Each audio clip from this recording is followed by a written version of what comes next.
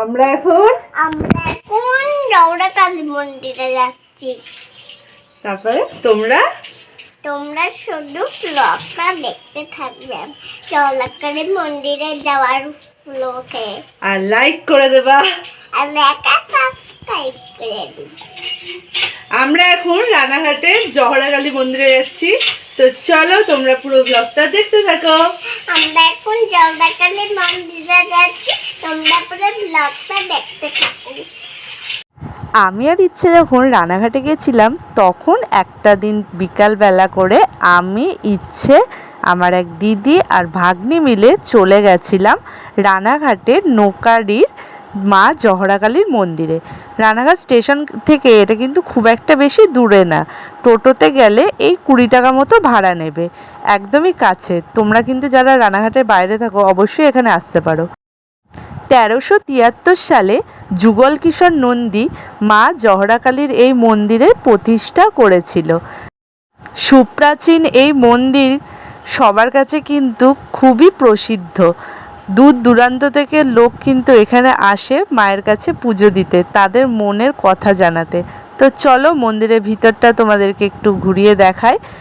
ইচ্ছেও কিন্তু এখানে এসে ভীষণ আনন্দ পেয়েছে, ও কিন্তু মন্দিরে যেতে খুবই ভালোবাসে। তোমরা যারা আমার আগের ভ্লগগুলো দেখেছো যে কৃষ্ণনগরের সিদ্ধেশ্বরী মন্দিরে গেলে ও কতটা শান্তি পায়, কতটা ওর মনে আনন্দ হয়।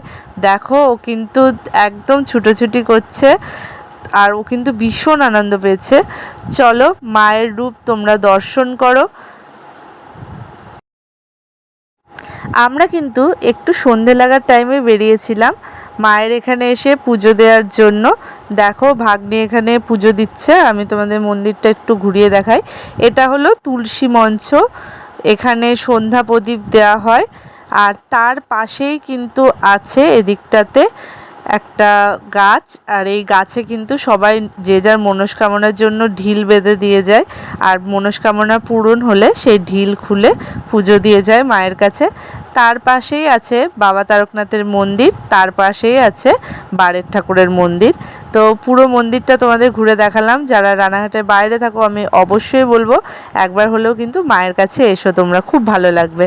ইচ্ছে দেখো এখানে কত মজা করছে, ও কিন্তু মন্দিরে যেতে ভীষণ ভালোবাসে, আমি আগেও বলেছি। আর ও দেখো ওকে দেখে বোঝা যাচ্ছে ও কতটা আনন্দ পেয়েছে। তারপরে আমরা পুজো দেওয়ার পরে বাড়ির দিকে রওনা হলাম, আর সবাই একটা একটা করে ফুটি নিয়ে নিয়েছিলাম।